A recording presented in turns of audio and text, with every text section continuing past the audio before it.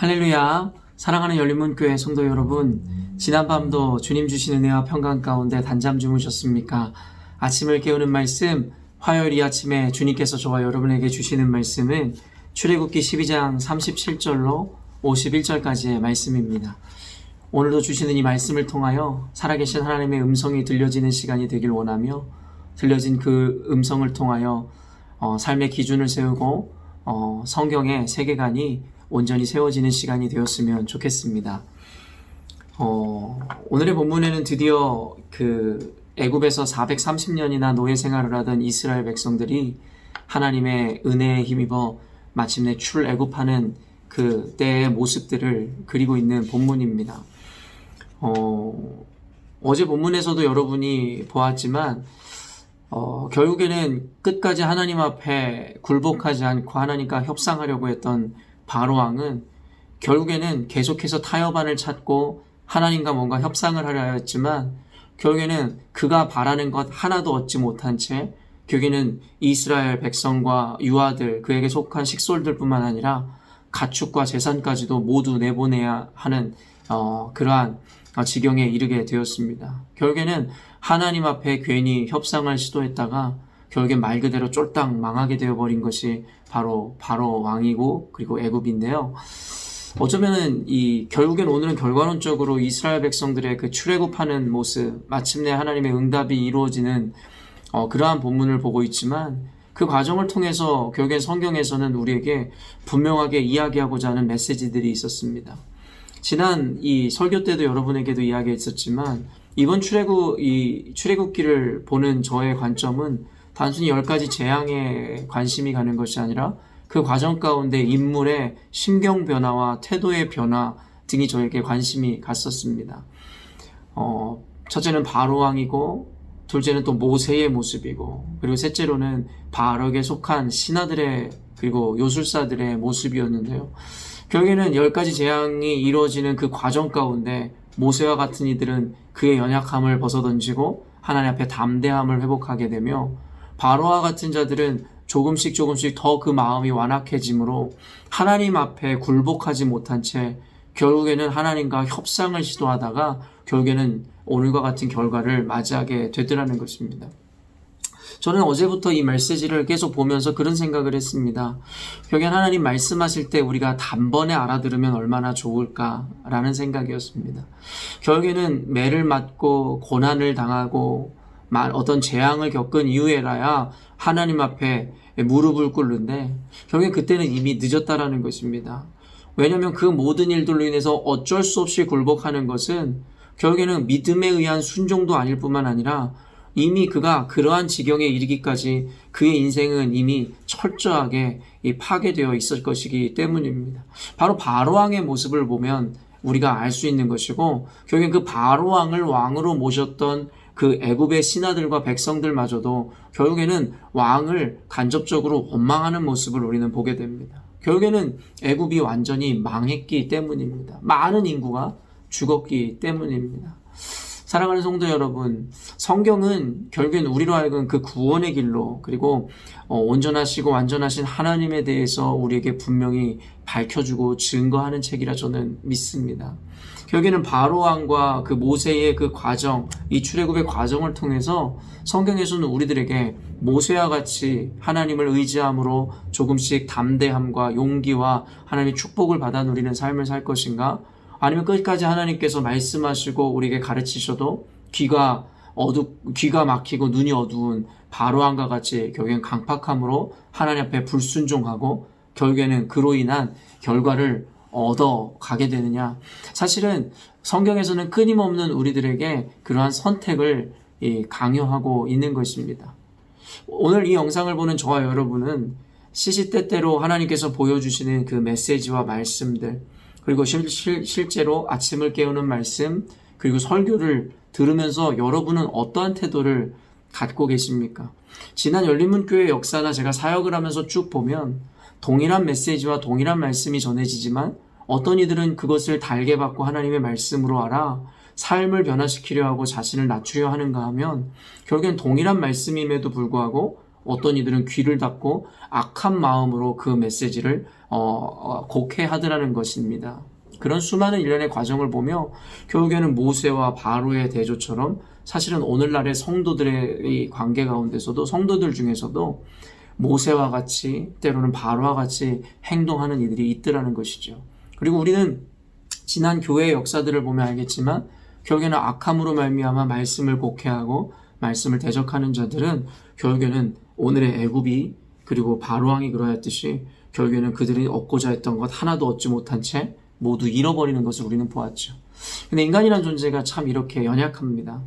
눈으로 보았지만 경험했지만 그럼에도 불구하고 그것으로 인해서 내 삶에 적용해내지 못하는 자신들이 욕하던 이들의 모습이 내 모습이 되었을 때에 결국에는 그것으로 인해서 자신이 깨닫는 것이 아니라 그들은 악했지만 자신은 의롭기 때문에 내가 하는 것은 옳은 것이다. 결국엔 자기 합리화로 인해서 결국엔 바로왕이 그러했듯이 악하고 완악한 마음들을 조금도 굽힐 생각을 하지 않더라는 것입니다. 사랑하는 열린문교회 성도 여러분, 그렇기 때문에 바로왕과 같이 결국엔 두드려 맞고서야 결국엔 온갖 재앙을 다 경험하고 나서야 엎드리는 것은 의미가 없습니다. 초서원에도 밝혔지만 그것은 믿음에 의한 순종이 아니기에 하나님에게 아무런 영광이 되지 못합니다. 그렇기 때문에 오히려 하나님 말씀하시거나 우리에게 보여주시는 이 상황 가운데 우리가 영적인 귀를 열어 하나님의 음성을 들음으로 말미암아 속히 그날이 이르기 전에 하나님 앞에 회개하고 엎드릴 수 있는 이들이 되어야 된다는 것입니다. 그와 반대로 하나님의 선택함을 받았던 이스라엘 백성들의 모습이 오늘 본문에 나오는데요. 37절부터 쭉 읽어보면 이스라엘 자손이 라암셋을 떠나서 숫곳에 이르니 유아 외에 보행하는 장정이 60만 가량이요 수많은 잡족과 양과 소와 심이 많은 가축이 그들과 함께 하였으며 그들이 애굽으로부터 가지고 나온 발교되지 못한 반죽으로 무교병을 구웠으니 이는 그들이 애굽에서 쫓겨남으로 지체할 수 없었음이며 아무 양식도 준비하지 못하였음이었더라. 여기는 출애굽하는 이스라엘 백성들의 구체적인 어떠한 모습들을 담고 있는 이 말씀들인데요. 성경에 보니 이 라암셋을 떠나 숫곳에 이르기까지 결국에는 그 걷는 그들에 대한 숫자를 이야기하는데 유아 외에 보행하는 장정이 60만이었다라고 이야기하고 있습니다. 사실 여기서 유아라고 해석된 이 헬라어의 원어는 이 타프라는 단어인데 이 타프는 사실은 어떻게 보면은 이 직역을 하면 유아라기보다는 딸린 식구라고 해석하는 것이 더 옳은 해석입니다. 그렇기 때문에 결국엔 그와 같은 관점으로 본다면 오늘 장정이 60만이었지만 딸린 식구라고 하는 것은 바로 이 아이들뿐만 아니라 어쩌면 당시에 계수되지 않은 이 여성들의 숫자를 의미하기도 하거든요. 그리고 아이들이라 하면 20세 전의 사람들을 이야기할 거란 말이에요. 이 장면이 어디에서 나오냐면요. 결국에는 모세가 그 출애굽 후에 시내산 앞에서 그 인구 조사를 하는 장면이 나오는데요. 거기에서 결국에는 이 레위 족속을 제외한 20세 이상의 장정의 숫자가 약 60만이었다라고 민수기에 이 숫자가 구체적으로 드러납니다. 그렇기 때문에 여기 지금 출애굽기서에 나오는 장정이 60만이라 하는 것은 20세 이상의 남자 어른을 이야기하는 것이고 여성들과 그 아이들의 숫자까지 만약에 합친다면 학자들은 이를 약 200만 명 정도 됐을 것이라고 추산합니다. 거기다가 여러분 지금 이 38절에 보면 수많은 잡족과 라는 말이 나오죠. 잡족이라는 것은 다양한 어떤 인종들을 이야기하는 것이거든요. 당시에 이스라엘 백성들과 어떠한 이유로 인해서든지 결혼을 했었던 사람이든 아니면 그때 당시에 여러분도 알고 계시겠지만 애굽인들 중에도 결국엔 여호와 하나님을 경외하고 두려워함으로 그들을 따라 나선 사람들이 있었다라는 것이에요. 그러니까 지금의 이 숫자는 200만을 넘어 사실은 뭐라고 통계할 수 없는 수많은 인종들과 사람들이 지금 이 하나님의 인도하심을 받아 출애굽의 이 과정 가운데 지금 동참하고 있는 것입니다. 어떤 학자들은 이런 이야기를 합니다.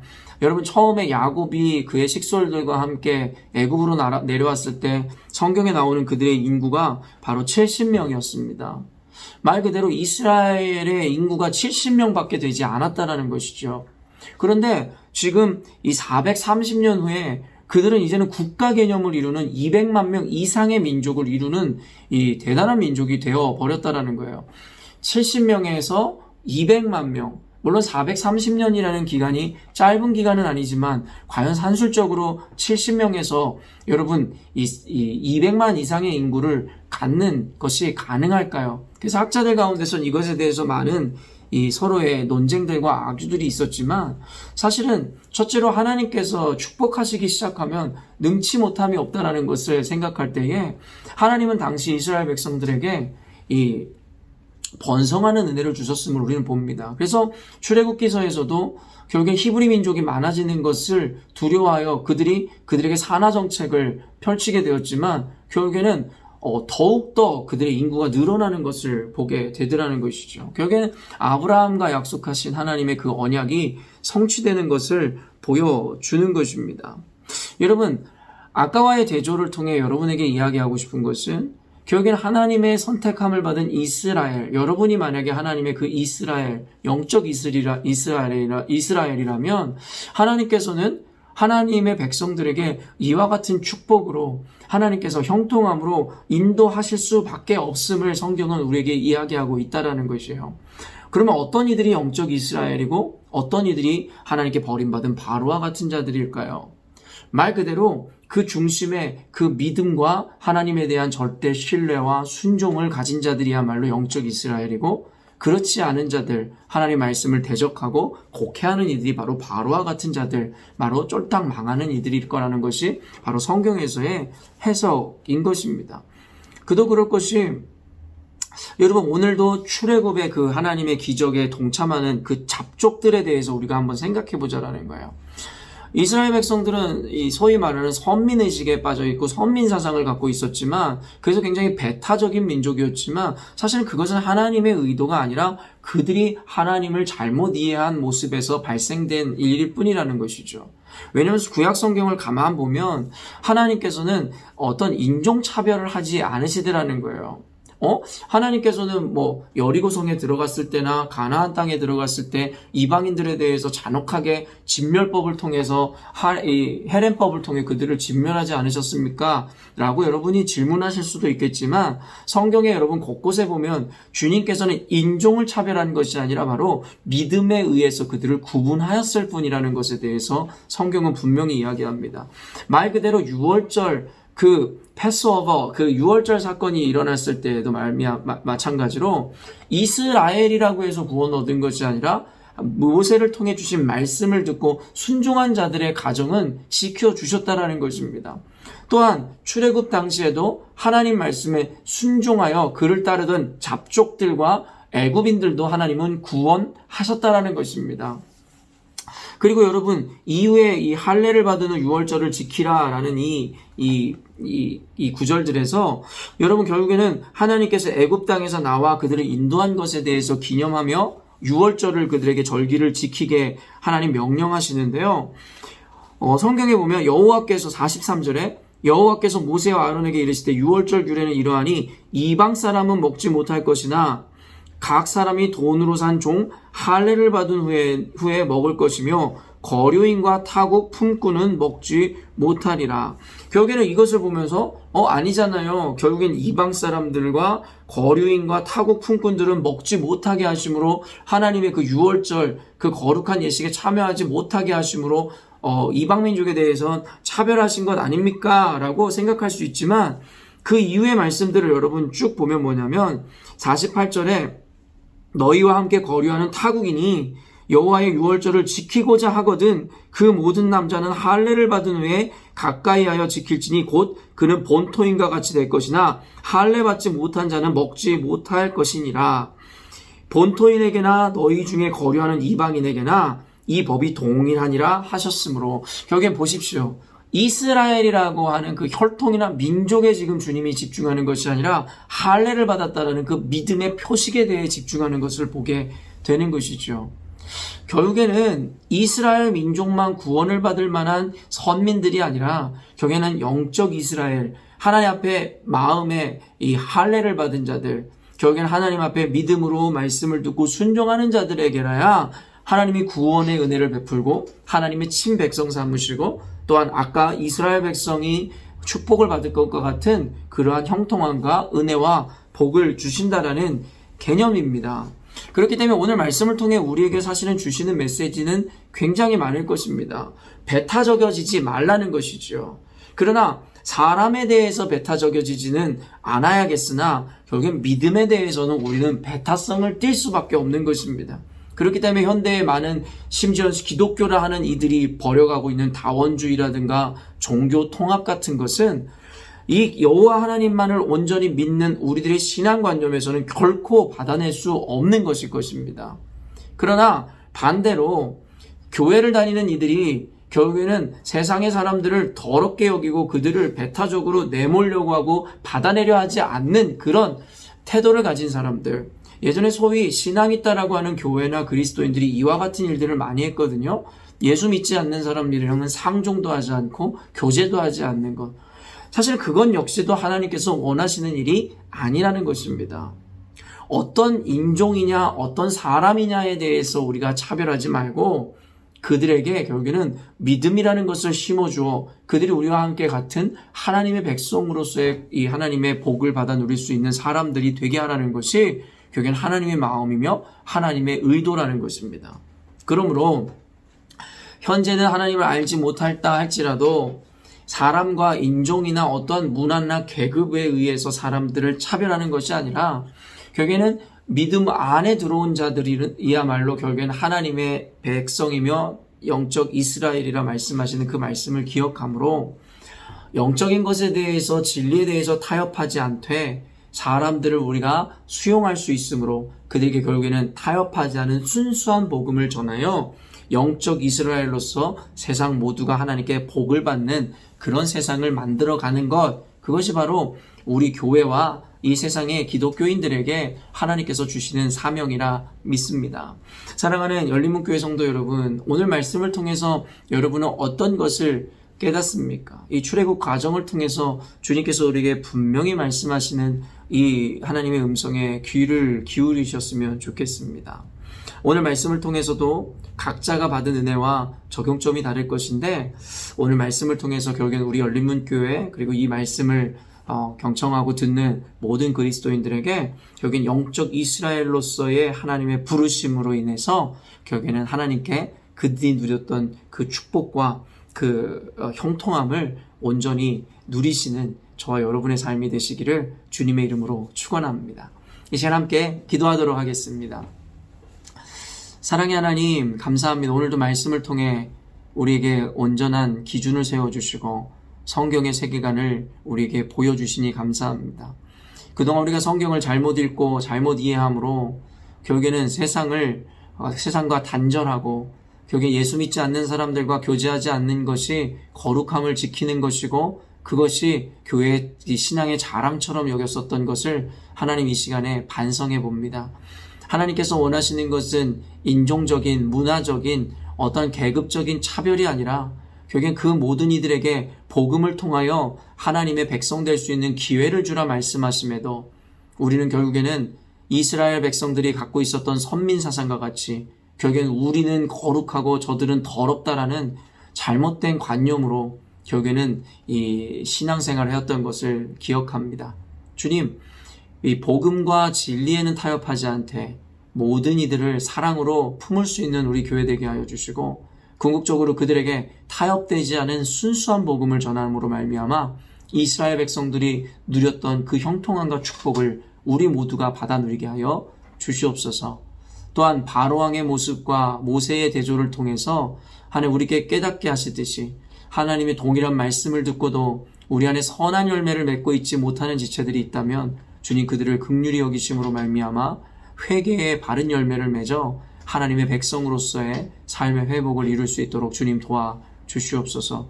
결국에는 고집을 부리고 완고하여 하나님과 또한 진리와 또한 교회와 교회의 질서와 결국엔 타협하려 하여도 결국에는 얻은 것 없이 모든 것을 잃고 결국에는 바로왕과 같이 되어지는 그런 안타까운 일을 경험하는 이들이 생기지 않도록 주께서 철저하게 겸손함을 주시고 말씀을 온전히 해석할 수 있고 들을 수 있는 귀를 오늘도 우리 모두에게 허락하여 주시옵소서. 오늘 말씀 가운데 우리 삶을 인도하시고 함께 하실 주님을 찬양하오며 거룩하신 예수님의 이름으로 기도합니다. 아멘. 사랑하는 열린문교회 성도 여러분, 오늘도 주님의 말씀으로 하루를 여심해 하나님께서 기뻐하시고 여러분의 삶 가운데 또한 진정한 형통함의 길이 펼쳐지리라 확신합니다. 말씀으로 일어난 자 결국에는 이 하나님의 복을 얻어 충만한 삶을 살 줄로 믿기에 오늘도 말씀으로 시작한 여러분의 삶이 하나님의 은혜로 풍성한 삶을 누리셨으면 좋겠습니다. 아침을 깨우는 말씀은 내일 아침에 또 만나도록 하겠습니다.